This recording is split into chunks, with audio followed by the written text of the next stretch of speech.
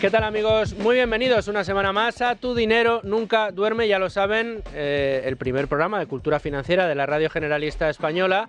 Un programa en el que cada semana venimos aquí a aprender a invertir, a despertar nuestros ahorros y a ponerlos a trabajar. No solo a través de la radio o de los podcasts, sino también a través de la televisión, Libertad Digital Televisión. Aprovecho para saludar a mis compañeros de realización y, por supuesto, a través de YouTube. Es decir, ya no tienen ustedes ninguna excusa para aprender a invertir.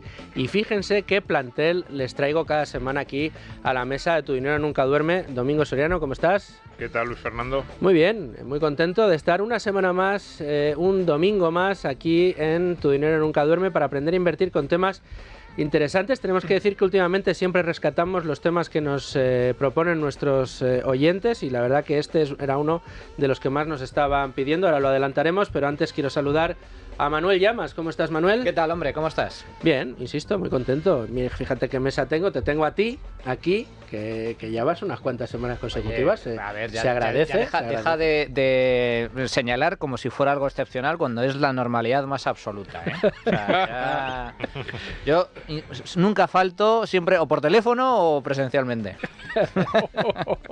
Bueno, hoy aquí, presencial, y se agradece, Manolo. Muchas gracias por estar con nosotros. Luis Alberto Iglesias desde Value School, por supuesto. ¿Qué tal? Muy bien, Luis Fer y amigos. ¿Qué tal? Es de los que casi nunca falta tampoco, así que muchas gracias. Y hoy tenemos invitado nuevo en la oficina.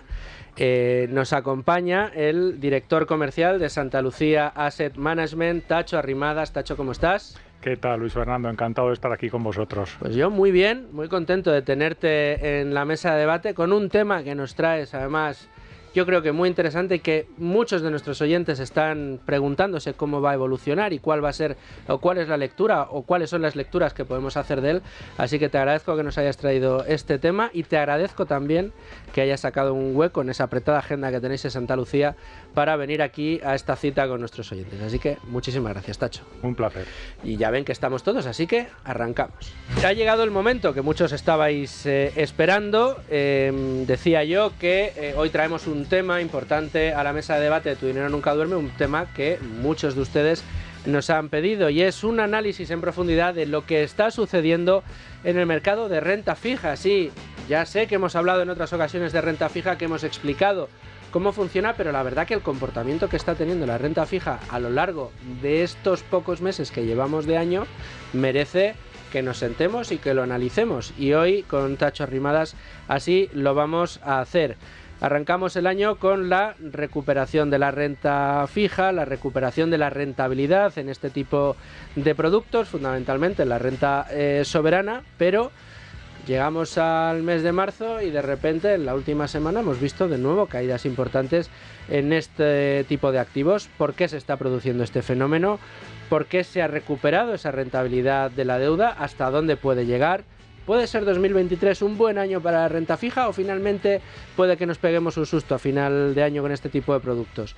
¿Cómo abordamos la inversión en renta fija? Este puede ser otro de las preguntas que contestemos en el día de hoy. Con ayuda de nuestro experto vamos a tratar de despejar todas estas incógnitas y de conocer también cuáles son los análisis que llegan precisamente a Santa Lucía sobre este producto y la evolución que pueda tener en el corto, medio y también cuál puede ser la perspectiva y el abordaje de este producto de cara al largo plazo.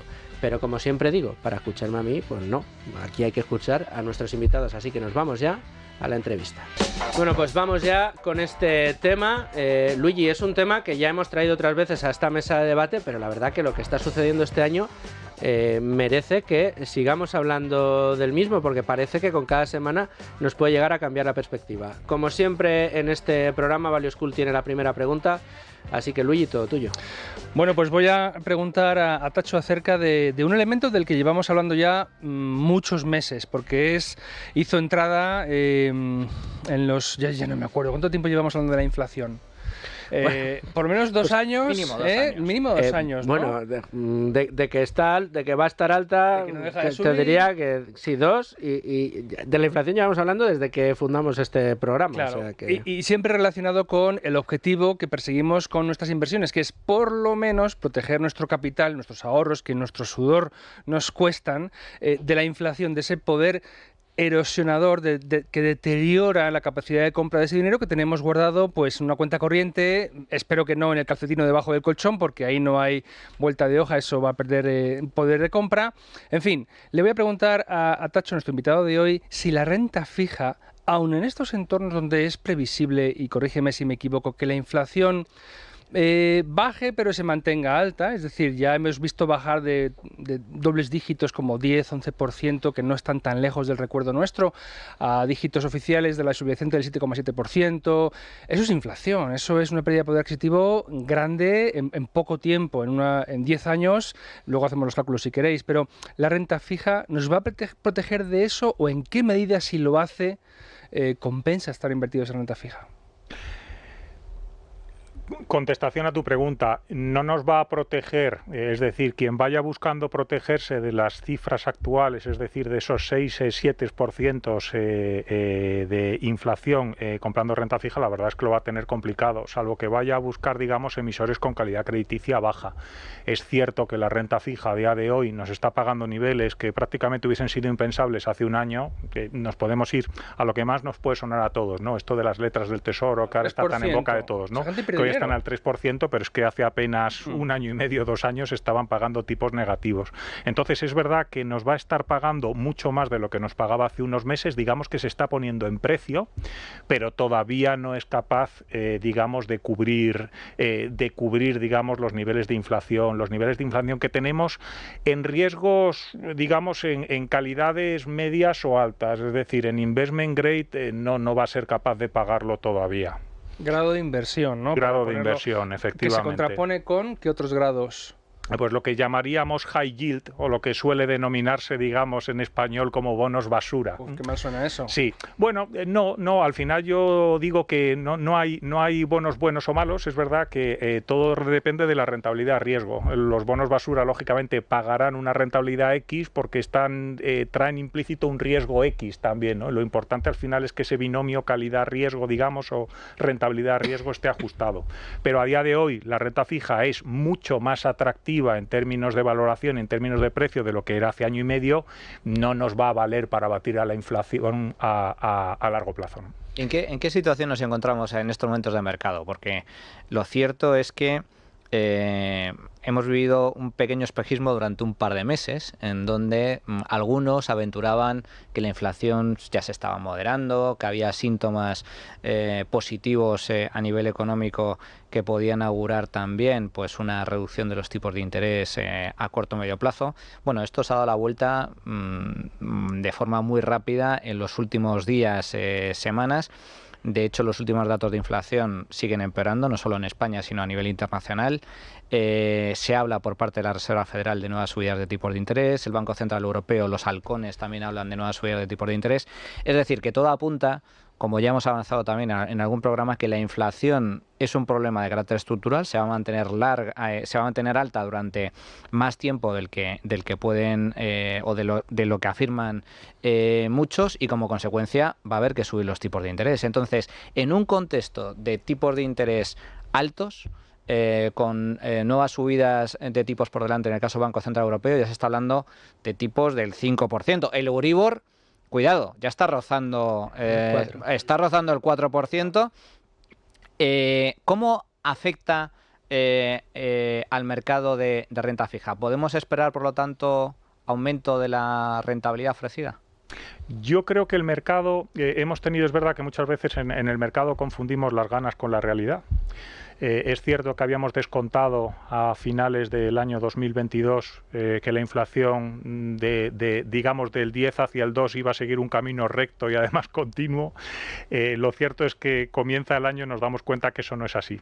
Digamos que vamos a tener oleadas de inflación, digamos que nos estamos dando cuenta que la inflación subyacente, pues lo cierto es que es poderosa, sube hacia arriba y no es una inflación que se doblegue de forma fácil, y por lo tanto los bancos centrales rápidamente rápidamente han hecho la lectura de que esto de la inflación transitoria y que la inflación importada, pues lógicamente es algo que no se puede seguir vendiendo, ¿no? Que vamos a tener inflación y además la vamos a tener por mucho tiempo. Y esto se traslada al final a las valoraciones en renta fija. Los bancos centrales empiezan a ser,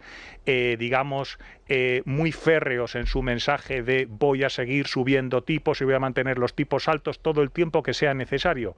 Eso ahora, porque en diciembre prácticamente el mercado estaba descontando que la Reserva Federal, es decir, el Banco Central norteamericano, empezase a bajar tipos en septiembre de este año. De eso ya ni se habla.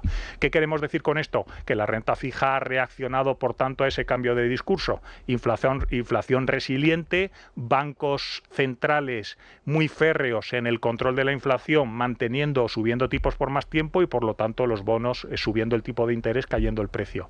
Creemos, en cualquier caso, que este nuevo escenario ya está prácticamente metido en precio con las correcciones que estamos viviendo en las últimas semanas. Así que, por lanzar un mensaje optimista en cuanto a la valoración de la renta fija, entendemos que ahora mismo es verdad que no se bate a la inflación, pero es verdad que también estamos ofreciendo unos tipos muy interesantes, que creemos que hay muy poco riesgo a la baja, me refiero en cuanto a precio, porque está todo prácticamente metido ya en valoración, y que por lo tanto debemos esperar por aquí que la renta fija siga en estos tipos durante más tiempo, con poco riesgo a la baja, y sí que es verdad que con enorme potencial en cuanto a dar rentabilidad. Sí, si me permites, es que a la hora de invertir en renta fija hay que aclarar que una cosa, lógicamente la renta fija fluctúa en el mercado, cotiza, por lo tanto tiene precio nominal, pero luego ofrece, siempre y cuando el emisor no quiebre ni suspenda pagos, ofrece una rentabilidad X a vencimiento. Claro, ahora estamos viendo todos la fiebre que se ha instaurado en España, porque después de ver años de rentabilidad cero o negativa, pues estamos viendo colas en el Banco de España de gente que por una letra a 12 meses, al 3%, vamos, está dispuesto a depositar buena parte de su dinero. Entre otras cosas porque los depósitos no rentan nada. Y ya sabemos que en España somos muy conservadores y hay mucha gente que tiene el dinero en sus depósitos, por lo tanto preferirá, antes que tener el dinero parado en el banco perdiendo 7, tenerlo parado en letras del Tesoro perdiendo 4. Que es la diferencia entre el 3% que ofrece la letra a 12 meses y la inflación. Pero yo estoy viendo en el mercado de renta fija emisores mucho más solventes, países sólidos y potentes, como es el caso de Estados Unidos, en donde la rentabilidad del bono norteamericano ya está rozando el 5%. El 5% anual o el 4 y pico anual a 5, 7, 10 años vista, si lo mantienes a vencimiento, puede ser siempre y cuando te alejes un poco de las fluctuaciones del mercado, puede ser también una buena inversión, ¿no? Estamos hablando de deuda en dólares, que cuando uno compra en dólares y luego termina materializando esa inversión y pasándola a euros otra vez, lo cierto es que esa rentabilidad se termina, digamos, equiparando con la de la deuda europea, si no se podría hacer arbitraje. Así que por ese lado tampoco vemos una especial oportunidad. Lo que sí que es cierto es que las letras del Tesoro a día de hoy en España están pagando niveles del 3%, hoy ha habido subasta, de hecho el tipo ha sido algo superior al 3%, es cierto que el cliente minorista puede estar diciendo ya ahora mismo es una oportunidad muy buena que tengo, pero nosotros entendemos que incluso en deuda pública en la zona euro hay mejores oportunidades, ¿no? Como pueden ser las de las letras italianas, por ejemplo. La deuda pública italiana está pagando un diferencial por encima de la española. No se puede ir uno al Banco de Italia a comprar letras, pero lo que sí que es cierto es que sí que puede acceder a ese tipo de activos a lo mejor vía fondos de inversión. Sí estaremos viendo también muchos fondos de inversión de los denominados fondos de inversión a vencimiento, que mantienen deuda pública italiana, por ejemplo, a vencimiento y ofrecen tires por encima ahora mismo de la deuda pública española. Aquí hay un tema que a mí me parece fundamental, Tacho, y es que efectivamente con el escenario que tenemos encima de la mesa de tipos de interés, esto afecta mucho, como estamos comentando, a la renta fija, y de aquí el programa. Pues claro, yo aquí veo que aquellas casas que se hayan fiado mucho de ese mensaje tan positivo de que todo iba a bajar y han hecho grandes apuestas a renta fija con rentabilidades en los bonos soberanos del entorno del 3%, claro, si terminamos el año en un entorno más cercano al 4 o al 5 porque no estuvieran descontados esos precios, como tú decías, y se hayan creído esos análisis tan optimistas, a lo mejor tienen productos que tendrán que corregir el año que viene porque registrarán pérdidas, ¿no? Al aumentar el rendimiento de los bonos soberanos. pero en Santa Lucía sí que habéis tomado, o eso, si no es así, corrígeme, la prudencia de no tirar las campanas al vuelo. O sea, cuando vosotros habéis visto esos análisis tan optimistas, habéis dicho, ojo, cuidado, que aquí pueden venir curvas, ¿no? Lo cierto es que siempre hemos mantenido en estos últimos meses que el mercado confundía ganas con realidad. Y estamos empezando a ajustarnos respecto al benchmark de nuestros fondos, estamos empezando a ponernos neutrales en duración ahora. Veníamos de estar cortos en duración, porque nunca nos hemos creído el discurso de es que del 10 nos vamos al 2 en los próximos meses, ¿no? Es que hemos bajado del 10 al 7, qué bien va todo, pues venga, del 7 al 2 en 2 meses lo conseguimos.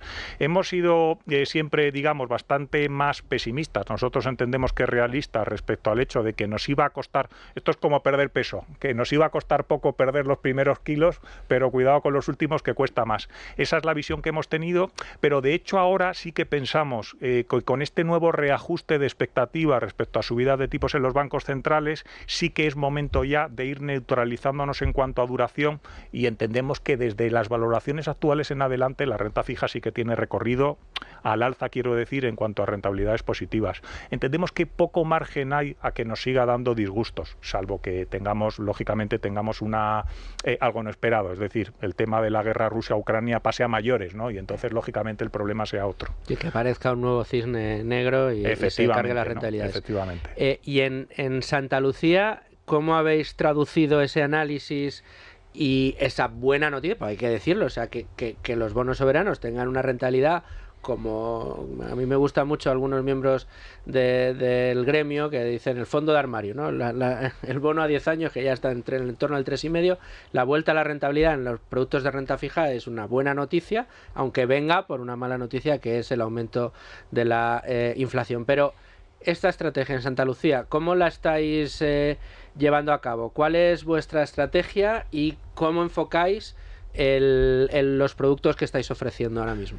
Pues vamos a empezar a hablar de la curva, de lo que es la curva de tipos de interés, ¿no? Temporal. Estamos encontrando mucho valor, digamos, en la parte relativamente corta de la curva, de 3 años hacia abajo. Es donde estamos comprando bonos, donde vemos que tienen más valor.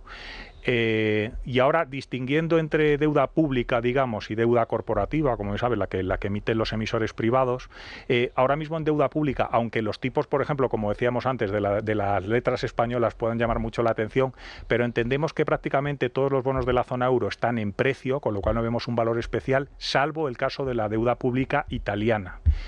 Es verdad, hemos lanzado, por ejemplo, 2 fondos de renta fija a vencimiento y estamos utilizando como subyacente la deuda pública italiana, porque entendemos que relación rentabilidad-riesgo está ahora mucho más interesante que la española. Así que deuda pública italiana y además en plazos cortos, de 3 años hacia abajo. Domingo. ¿Y deuda no pública? ¿Cómo veis el mercado de deuda empresarial? Deuda no pública, de nuevo, duraciones 3 años hacia abajo preferentemente, y claramente estamos mostrando un sesgo por los emisores financieros frente a los no financieros. Creemos que hay mucho más interés, creemos que ahora mismo, de nuevo, relación rentabilidad-riesgo, vemos mucho más interés en los financieros. Por ejemplo, destacar, yo creo, entidades de tamaño pequeño españolas, como puede ser una banca, como puede ser un Ibercaja, que están emitiendo ahora deuda con niveles de precio muy interesantes, y también, la verdad, cédulas hipotecarias. Es decir, vuelven las cédulas hipotecarias. Cédulas hipotecarias que ahora mismo están pagando rentabilidades muy interesantes con riesgos buenísimos, ¿no? Doble size, triple size, así que relación calidad-precio, la verdad es que cédulas hipotecarias sí que les vemos muchísimo valor. Oye, Tacho, por dejar conceptos claros desde el principio, sobre todo porque la renta fija introduce algunas nociones que conviene entender para no llamarse engaños. Por ejemplo, la que tú has mencionado antes de duración, que parece dar a entender que es un concepto equivalente al vencimiento o al plazo del título de renta fija, pero no lo es. ¿Nos lo explicas, por favor? Porque lo has mencionado a la hora de responder a la pregunta sobre estrategia que te ha formulado Luis Fernando. Has comentado duración varias veces. ¿En qué consiste esta noción? Bueno, la duración es verdad que es un concepto ligado al vencimiento, pero digamos que es el tiempo medio en el que un bono viene a pagar la mitad de sus flujos. Por lo tanto, la duración aumenta cuanto mayor es el vencimiento de un bono, Digamos, en este caso también en casos concretos como que la duración en un bono que no paga cupones, es decir, que lo paga todo vencimiento, coincide con el vencimiento del bono. Por eso digo que son términos relacionados, ¿no? Pero a lo que a nosotros yo creo que nos interesa, o lo que puede interesar al minorista cuando hablamos de estos conceptos, es que la duración está directamente relacionada con la variación de tipos de interés. Si uno piensa que los tipos de interés van a subir y que por lo tanto los precios van a caer, le interesa comprar siempre bonos con las duraciones lo más cortas posible, ponerse defensivo. Cuando uno piensa que los tipos de interés van a caer y que los precios van a subir, le interesa justo el movimiento contrario, es decir, irse a duraciones cuanto más largos mejor. Es decir, que un inversor minorista que puede tener una fórmula para calcular esa duración y tomar esa decisión de inversión por su cuenta, si está pensando en comprar algún título de renta fija, algún activo. Sí, bueno, la duración es una fórmula al final, la duración es una fórmula que se calcula en los bonos. Otra cosa no es tanto la fórmula, digamos, no es tanto el cálculo, sino la visión que uno pueda tener hacia dónde van a evolucionar los tipos de interés y por lo tanto la estrategia que tengan en cuanto a duración, ¿no? Invertir con duraciones más altas o más bajas. Ya digo, cuanto más alta es la duración, mayor es la sensibilidad del precio a la variación en tipos de interés. Muy bien.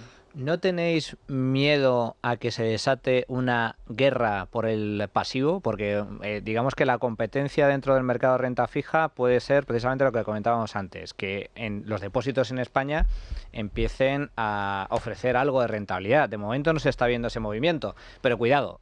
Insisto, no se está viendo de momento, yo creo que por dos factores, y si no, corrígeme, Tacho, pero básicamente porque los bancos españoles de momento tienen una gran liquidez, no tienen ninguna necesidad de captar más liquidez ofreciendo rentabilidades en sus depósitos, pero y porque también son bancos mucho más solventes, sistemas mucho más solventes que la anterior crisis, etcétera.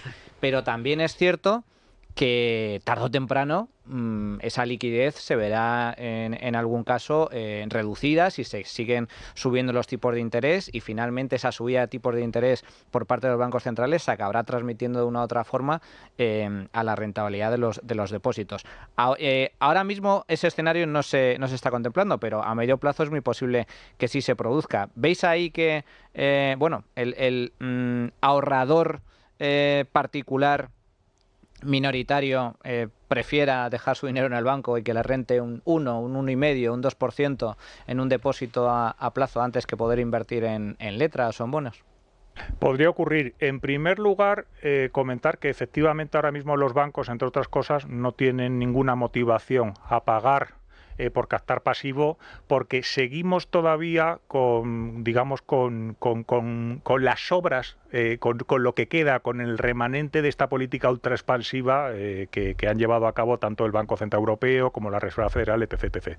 Probablemente el tema en junio se complique para los bancos, quiero decir, porque se va a retirar en junio una gran parte de esa liquidez y por lo tanto los bancos se van a ver obligados a salir a captar pasivo y a pagar más por el pasivo para poder hacer lo que hacen tradicionalmente, lo que es el negocio tradicional de un banco, que es captar pasivo a corto y prestarlo a largo. Pero ahora mismo les sobra la liquidez, tienen todavía mucha, van a poder llegar hasta junio y no vamos a entrar en esa guerra del pasivo.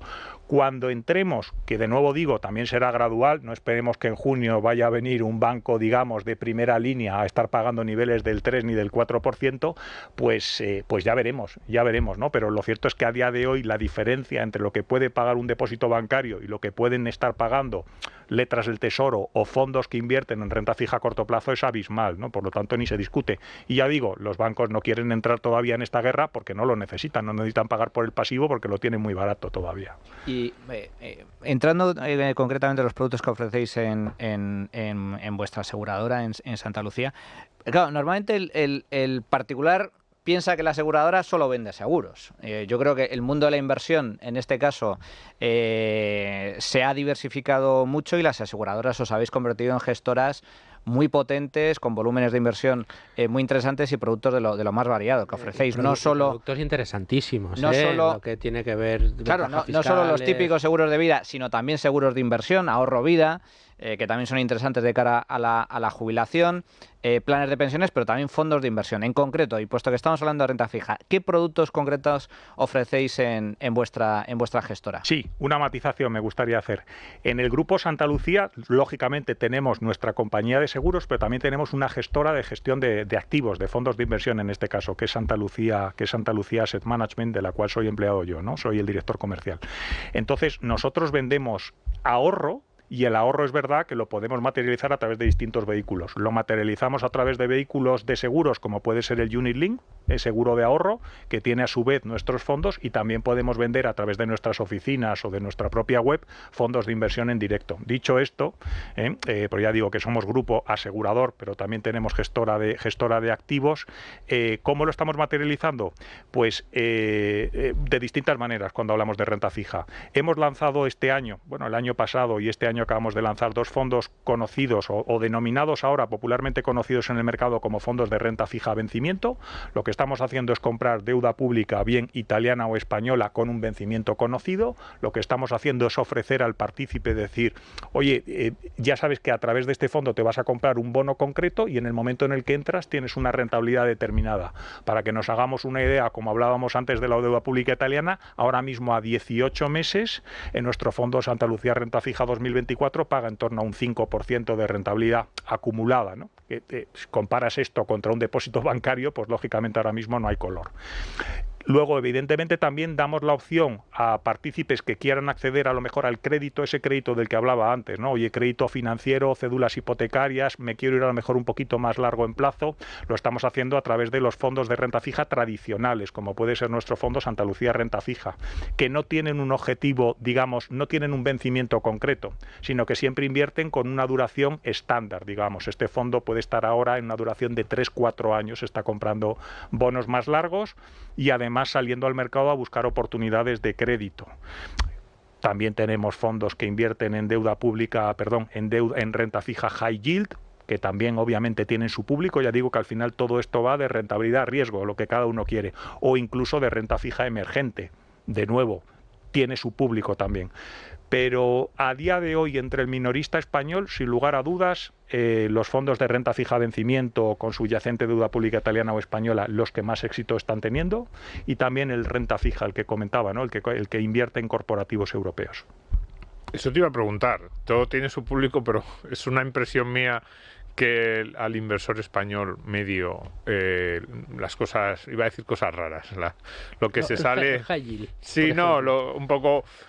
Es decir, asocia renta fija, dame lo más seguro que tengas, que es algo que no falle, y que ese tipo de productos es difícil. No sé si ahora en los últimos años ha habido más mercado, básicamente porque como además... la renta más convencional estaba dando tan poco, la gente se ha animado a invertir en otro tipo de productos. Bueno, el cliente medio español es conservador. Esto sí que es cierto. Y en los últimos años, como se ha quedado huérfano de su activo de referencia, que era la renta fija, ha tenido muchas veces que moverse, pero no es que se haya movido a la renta fija high yield, es que directamente se ha ido a la renta variable. Y ahora la verdad es que hay mucho cliente que está volviendo a su activo tradicional de referencia, que es la renta fija, y está encantado. Así que lo cierto es que es lo que estamos viendo. No renta fija high yield. Como digo, los fondos que más éxito han tenido, y no solo en Santa Lucía Asset Management, sino yo creo en general en las gestoras españolas, están siendo los fondos de renta fija a vencimiento. Los clientes ven a un año, año y medio, a 2 años, me estoy llevando rentabilidades acumuladas del 4, del 5, del 6%, es lo que quiero. Que no bato a la inflación, de acuerdo, pero estoy dispuesto, digamos, a tener esta pequeña pérdida de poder adquisitivo y a vivir más tranquilo. No nos olvidemos que también hay un activo que ha batido a la inflación este año, en lo que llevamos de año, que es la renta variable, pero también el año pasado cayó un 20%, este año llevamos un 12, un 15% arriba. No muchos inversores minoristas quieren vivir, digamos, en esta montaña rusa emocional, ¿no? Muchos de ellos prefieren sacrificar algo de poder adquisitivo, de pérdida de poder adquisitivo, a cambio de poder optar a decir, tengo una inversión más tranquila, un riesgo muy controlado, bueno, pierdo algo, lo asumo. Vivimos una situación excepcional, todo se ha dicho, porque la inflación está altísima. Pero observáis, veis desde Santa Lucía, sobre todo en el área más de relación con el inversor, nos contabas un poco, bueno, pues eso, el inversor más tradicional, ahora buscando los bonos a vencimiento, el inversor que se aventuró en la renta variable, ahora vuelve a la renta fija, pero ¿observáis algo más de madurez en parte de esos inversores que están pensando en estrategias más a largo plazo, quizá no tan full en renta fija, sino más fondos mixtos, con algo de control, un poco de la volatilidad, o incluso algunos que directamente dicen, no, mira, yo tengo un horizonte de inversión de 15, 20 años y prefiero un producto que esté más expuesto a la renta variable, más a mercado. ¿Este tipo de madurez del inversor la estáis observando o veis que ahora el aluvión es más a eso? Veo un 5% en 2 años, allí me meto de cabeza. Es nuestra gran lucha en la gestora. Siempre hemos sido defensores de lo que conocemos como el ahorro por objetivos, que es lo que siempre defendemos, ¿no? Que un ahorrador debería tener muchos ahorradores dentro de sí mismo. Es decir, yo estoy ahorrando para la jubilación, me quedan 25 años, pues invertiré con un horizonte temporal. Luego resulta que me quiero comprar una segunda vivienda dentro de 10, invertiré con otro horizonte temporal. Luego resulta que dentro de 2 años toca hacer reformas en casa, invertiré a 2 años, ¿no? Es decir, invertir para algo y por objetivos. Pero lo cierto es que en España seguimos ahorrando con el por si. Es decir, no ahorramos para algo, sino por si acaso. Y eso nos hace que sigamos con la mente puesta muy en el corto plazo. Así que definitivamente, en cuanto los tipos han empezado a subir y la renta fija a corto plazo ha empezado a pagar tipos relativamente interesantes respecto a hace un año, hemos notado de repente un sesgo a este tipo de inversiones. Seguimos con nuestra batalla y seguimos intentando aumentar, y yo creo que estamos muy necesitados, el nivel de cultura financiera en España, porque subyace esto, es una falta de cultura financiera muchas veces, ¿no? Lo dicho, seguimos peleando pero este año claramente hemos visto cómo el minorista se iba a los productos de corto plazo en renta fija que pagan tipos altos. Bueno, pues te agradecemos mucho, Tacho, y a Santa Lucía que hayáis venido a esta mesa de debate en la que todas las semanas, desde hace años ya, pues intentamos aportar ese granito de arena de cultura financiera y hacer que nuestros oyentes, la gente que nos sigue este año por fin por YouTube y a través de la tele, pues que se hagan nuevas preguntas, que se acerquen al mercado con otra óptica, que metan dentro de sí esos ahorradores con la vista puesta en objetivos y que sepan manejar los productos que tenemos a nuestra disposición para ponerlos a trabajar a favor. Así que Tacho Arrimadas, director comercial de Santa Lucía Asset Management, todo un placer haberte tenido aquí con nosotros y bueno, espero verte muy prontito de nuevo aquí en la mesa de Tu Dinero Nunca Duerme. Igualmente, Luis Fernando, y espero también estar con vosotros pronto de nuevo. Gracias. Seguro que sí, Tacho. Bueno, pues una pequeña pausa y seguimos con la tertulia. Bueno, pues continuamos en Tu Dinero Nunca Duerme. Hemos tenido a Tacho Arrimadas, director comercial de Santa Lucía Asset Management, trayéndonos un tema sin duda de actualidad. Esta misma semana que acabamos de terminar ha sido noticia la evolución que ha tenido este producto, la renta fija fundamentalmente soberana, que arrancábamos el año pues que celebrando muchas casas de análisis la vuelta a la rentabilidad de la renta fija y de repente en una semana se ha borrado la rentabilidad obtenida desde primeros de año. Creo que es un tema apasionante, creo que lo que puede suceder en 2023 es posible que se vuelva a estudiar en los libros de académicos de temas de inversiones, igual que será estudiado 2022, pero yo quería saber un poco, dentro de todas las pelotas que nos ha dejado aquí votando Tacho Arrimadas, me llama la atención una que tengo aquí apuntada: el interés por cédulas hipotecarias y por productos financieros. ¿Creéis que es uno de los sectores de las áreas de interés que está cobrando interés ahora? ¿Lo veis justificado? ¿Cómo lo veis? Bien, yo voy a responder que sí, y te voy a decir el matiz o el por qué sí lo veo. Porque en Value School muchos de los amigos de la comunidad nos preguntan: oye, ese colchón de emergencias o el colchón de tranquilidad que recomendáis, equivalente a, no sé, 6 meses, 12 meses, si eres autónomo incluso 24 meses de gastos fijos, para que pase lo que pase esté siempre cubierto. ¿Dónde lo pongo? Porque oye, puede suponer mucho dinero, pueden suponer 12.000, 14.000 euros, imagínate, un hogar que tenga como poco 1.000 euros de gastos mensuales, pues poner un año entero son 12.000 euros. Lo pongo en una cuenta corriente. Cuando os cansáis de decir que no están remuneradas, pues mira, precisamente los fondos a vencimiento de los que hablaba Tacho hace unos minutos, o este tipo de activos de renta fija, pueden ser muy buenos para parte de ese colchón, porque probablemente cuando se presente la emergencia no todo el colchón va a ser requerido para hacer frente a ese gasto. Una parte la puedes tener en liquidez en la cuenta y el resto a cosas como estas: vencimientos a un año, año y medio, que puedas ir renovando según la oferta oferta de estos productos se renueva en el mercado y por esa parte tendrá rentabilidad, la otra en liquidez absoluta para cuando haga falta. Manolo. Yo creo que, a ver, es que hemos hablado de renta fija en algún programa que otro, el año pasado y el año anterior, cuando los tipos de interés estaban en negativo. ¿Os acordáis cuando el Tesoro español emitía letras o bonos incluso a medio plazo y a tipos de interés negativos? Yo creo que era una señal inequívoca de calentamiento del mercado, o por decirlo de otra forma, de burbuja en el sector de deuda pública. En primer lugar, porque era una auténtica anomalía. En segundo lugar, porque no tenía ningún sentido que estados muy endeudados y menos sólidos pudieran emitir deuda a tipos de interés negativos. Es decir, que tenías que pagar tú, como prestatario, como prestamista, como acreedor del Estado, tenías que pagar para prestarle dinero. Exacto, para que el otro, en este caso el Estado español o el italiano, gastara dinero a las puertas. Y por lo tanto yo creo que era una señal de alarma desde mi punto de vista, y lo hemos comentado en más de una ocasión, al igual que hemos comentado también que la inflación tarde o temprano llegaría.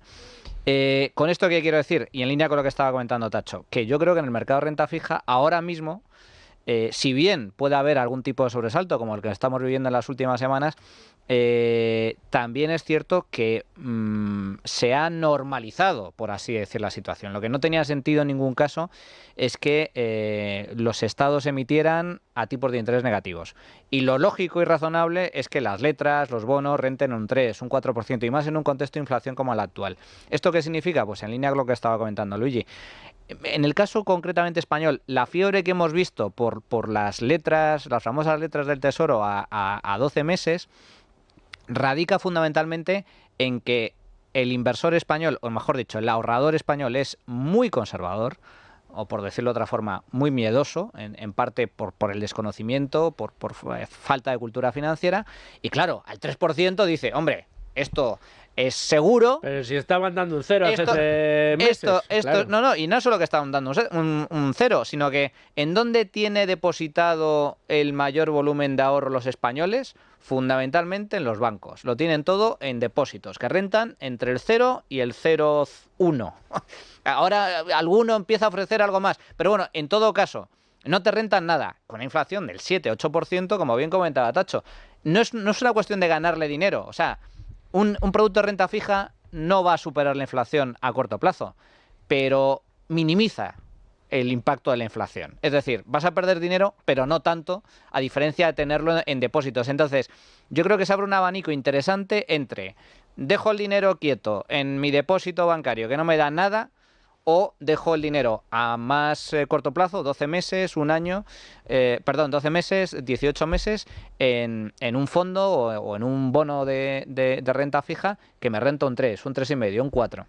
Sí, yo creo que hay un punto de ilusión óptica casi, o de querer creer que no estás perdiendo cuando estás perdiendo también, ¿eh?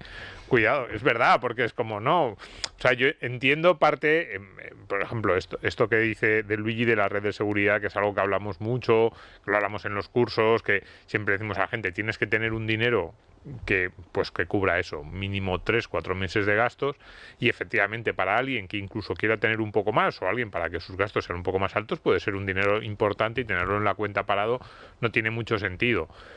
Pero me da la sensación de que ese no es el grueso del dinero que está en este tipo de activos. O sea, el grueso del dinero que está en este tipo de activos es gente que tiene mucho dinero, que lo ha tenido años parado en depósitos y en fondos que estaban dando muy poco, y que ahora de repente le dicen que le dan un 3 y se pone, pues eso, en la puerta del Banco de España a hacer cola, o se va al primer depósito que le dé un poquito más, sin darse cuenta de que en términos reales puede ser incluso peor la situación de la que era hace 5 años, porque en términos reales estás perdiendo más de lo que estabas perdiendo hace 5 años, aunque hace 5 años te dieron un 0, pero claro, la inflación también era un 0, entonces, bueno, pues estabas igual que, digamos, salías 6 meses después igual que estabas. Entonces, en ese sentido, yo creo que sí que hay que alertar al inversor medio de cuidado, que no nos ciegue el cambio de lo que ha pasado en los últimos 3 años, sobre todo porque ahora los bancos van a empezar a ofrecer depósito. Vuelve la guerra del pasivo, vuelve el depósito. Oiga, vuelve a cambio de qué, en qué escenario, cuál es la rentabilidad real y si me conviene o no me conviene. Y es que, vamos a ver, no olvidemos que, como ha señalado Manu, al invertir en renta fija estamos siendo acreedores, o sea, la calidad del prestatario, de quien recibe el préstamo, de quien tú prestas dinero, es fundamental.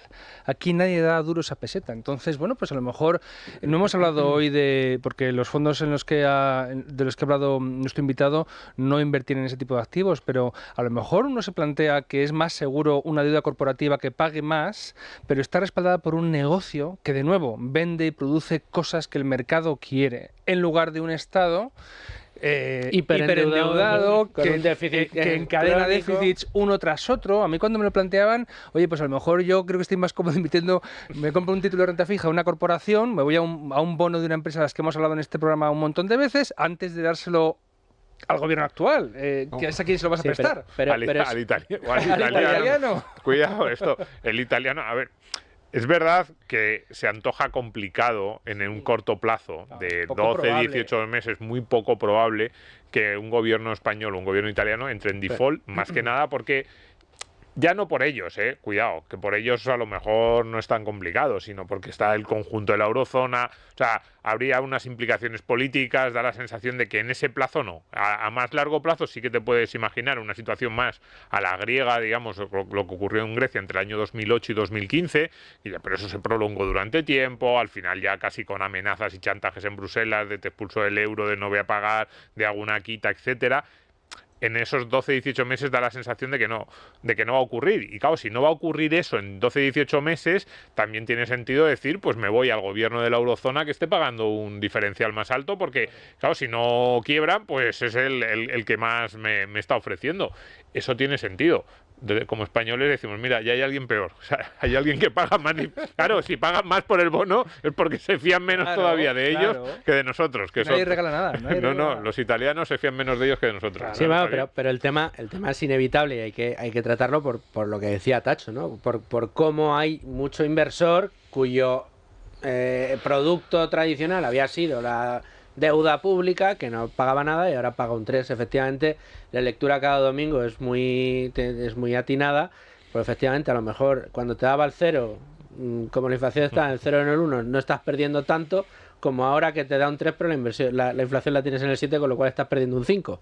Es decir, que la cosa no está igual. Pero es verdad que no se hace tanta reflexión ahora en el debate que tenemos, en el debate público, si coges cualquier diario financiero, no se hace mucho hincapié en lo que decía Luigi, ¿no? En el debate de la renta fija vuelve a estar con la lupa puesta en la deuda soberana, en la deuda pública de los estados. No se fija uno en la deuda corporativa.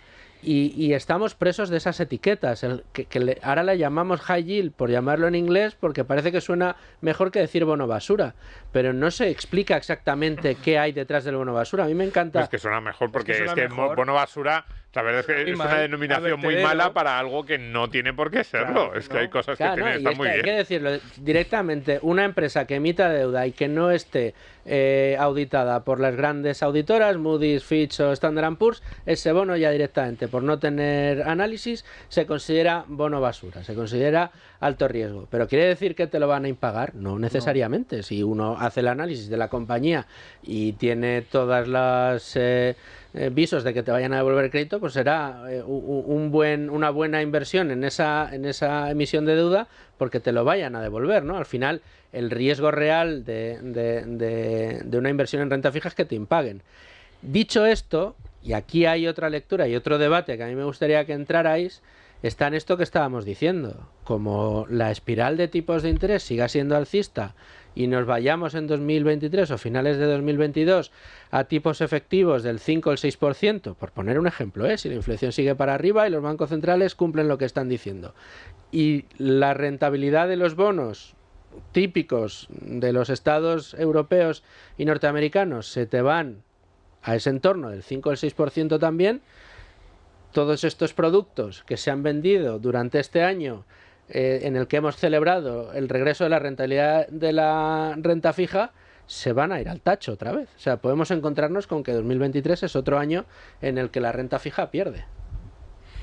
Bueno, lo estamos viendo en los últimos días, porque el mercado ya había descontado que la inflación se iba a empezar a moderar y los tipos de interés iban a empezar a bajar. yo creo que la inflación es un problema y se está viendo. Por parte de políticos y medios de comunicación se ha insistido en que esto era un problema única y exclusivamente de la guerra de Ucrania, de la invasión de Ucrania por parte de Rusia, que luego era un problema que estaba concentrado única y exclusivamente en materias primas. Resulta que la inflación empezó antes que la invasión de Rusia a Ucrania, y las materias primas, ahora petróleo, gas, ha bajado de forma sustancial. Hay muchas materias primas que están con precios ahora mismo cotizando a un precio inferior que hace un año. Por lo tanto, ¿cuál es el problema de fondo? El problema de fondo es que la inflación es un problema de carácter monetario. Es un problema de que hemos gastado... es la consecuencia de un shock en la demanda que ha permanecido estancada o ha caído de forma drástica como consecuencia de la pandemia. No podíamos consumir, no podíamos viajar, no podíamos ir a restaurantes. La demanda se ha hundido. Prueba de ello es que el ahorro ha aumentado de forma sustancial, no solo en España, sino en la inmensa mayoría de países desarrollados. Y al mismo tiempo se ha inyectado liquidez en el mercado vía bancos centrales y vía gasto público por parte de los estados como nunca en la historia reciente de la humanidad. Consecuencia de ello, fenómeno monetario e inflación alta. Si es que no hay que darle más vueltas. ¿Cómo es la única forma de combatir la inflación? Es subiendo los tipos de interés.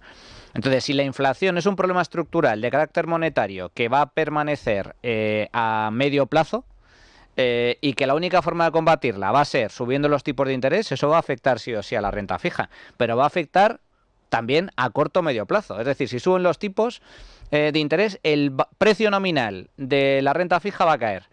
Pero sin embargo, si te ofrece una rentabilidad a vencimiento más o menos razonable, esto es como todo, esto es rentabilidad-riesgo. ¿Era una locura invertir en deuda pública griega hace 10 años? Hombre, si te ofrecían un 15, un 20, un 25%, pues visto la rentabilidad-riesgo, ha habido gente que ha ganado dinero. Lo que para mí no tenía ningún tipo de sentido era invertir en deuda pública española a tipos de interés negativos, porque ahí el riesgo sigue siendo alto con un país hiperendeudado y una rentabilidad nula. Y a 10 años, ya a 15 y a 30, que a 30 tipos negativos yo creo que no se ha llegado a emitir, pero con tipos ínfimos. Casi del 0%. Le estás prestando a este gobierno y a los sucesivos que vengan a 30 años, ¿a cambio de qué? Entonces, eso sí, realmente es que no tenía ningún sentido.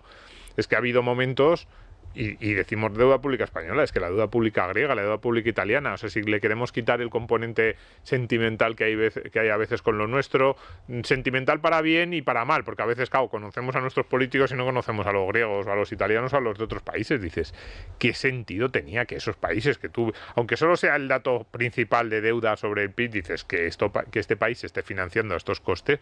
Es absurdo, no tiene a largo plazo, porque encima ni siquiera eran a 6 meses, no, veías emisiones a largo plazo con un rendimiento que decías, esto no se puede mantener. Claro, el problema es que la burbuja ha sido tan grande que la explosión de la burbuja es tiene una es equiparable al tamaño que había generado, porque decimos, llevamos 2 años diciendo nunca habíamos visto esto en deuda fija. En renta fija. Y ahora decimos, ¿y si en 2023 sigue cayendo? Decimos, pues esto sí que ya no lo habríamos visto. O sea, después de un año como 2022, que haya otro... Yo creo que tan malo es muy difícil. 2 años consecutivos de caída de la renta fija, yo creo que no se habría visto nunca en la historia. Es muy difícil que haya otro tan malo. O sea, yo creo que eso es prácticamente... La renta fija diría que es prácticamente imposible. No es descartable, ¿eh? No es descartable, y entonces diríamos, esto ya sí que es increíble. O sea, es increíblemente increíble. Si ya no sabríamos dónde ponerle el calificativo. Es verdad, pero es que, claro, como la burbuja que se había generado, como era tan absurda, pues es que al final las cosas muy absurdas acaban teniendo resultados también absurdos por el lado negativo. De todas maneras, yo creo que aquí lo bueno que tienen estos programas, estos debates que traemos aquí, es que yo creo que una de las enseñanzas que sacamos es el conocimiento del producto en el entorno en el que nos movemos para conseguir los objetivos. Y por eso la lectura que hacía Luigi a mí me parece tan positiva, ¿no? El hecho de decir... Oye, ya sabes cómo funciona el producto. Y dices, joder, ¿pero puede caer la renta fija en 2023? ¿Es una posibilidad? Sí. ¿Es una posibilidad no muy descabellada? Sí. Pues si los tipos de interés siguen subiendo, pues al final el resultado será que la deuda caerá en 2023.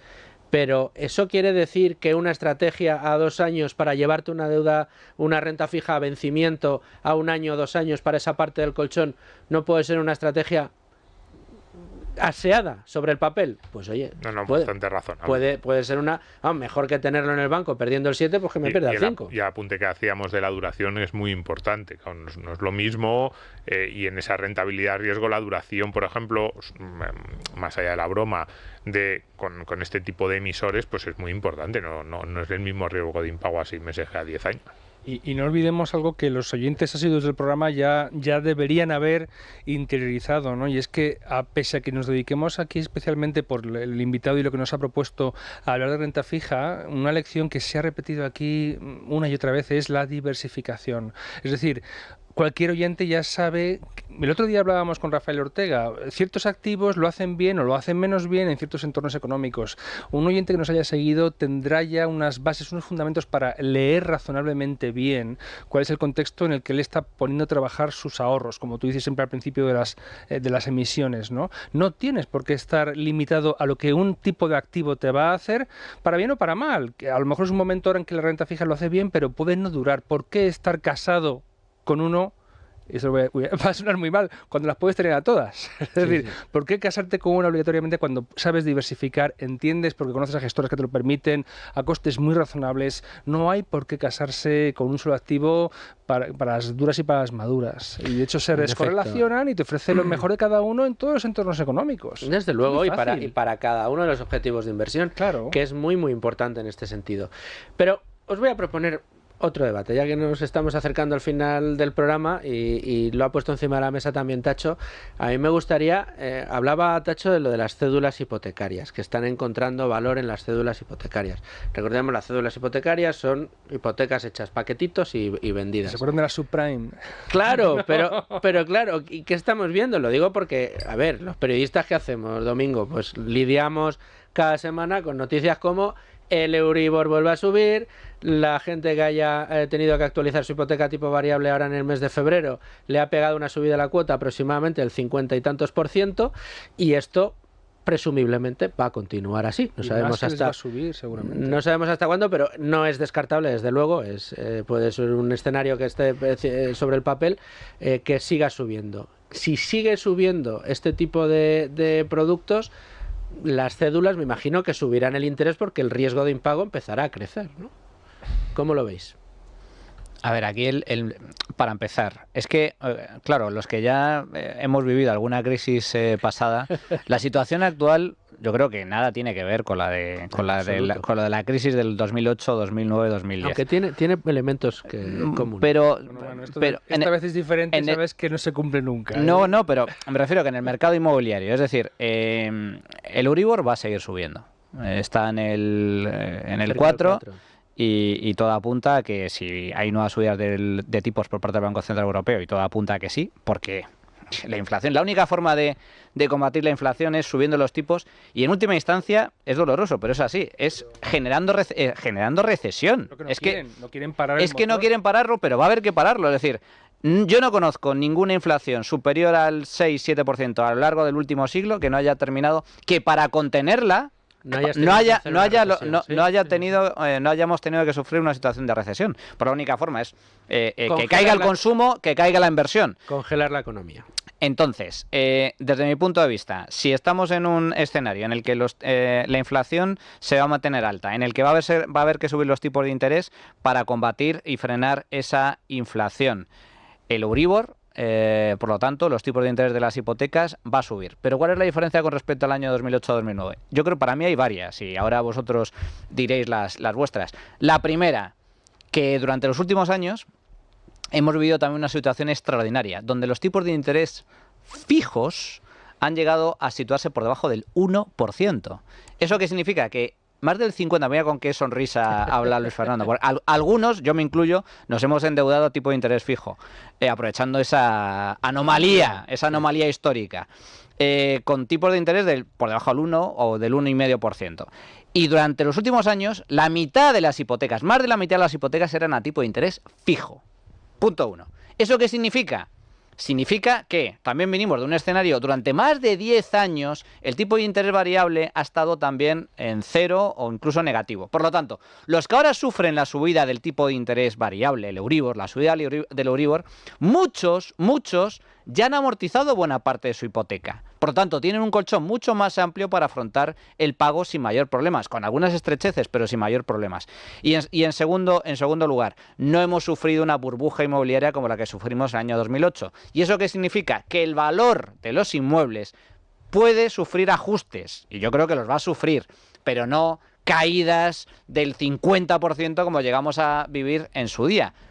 Consecuencia de ello, no veo un escenario de impagos masivos por parte de hipotecas, con lo cual lo que comenta Luis de las cédulas hipotecarias puede ofrecer una buena rentabilidad, pero a un riesgo más atractivo, más bajo.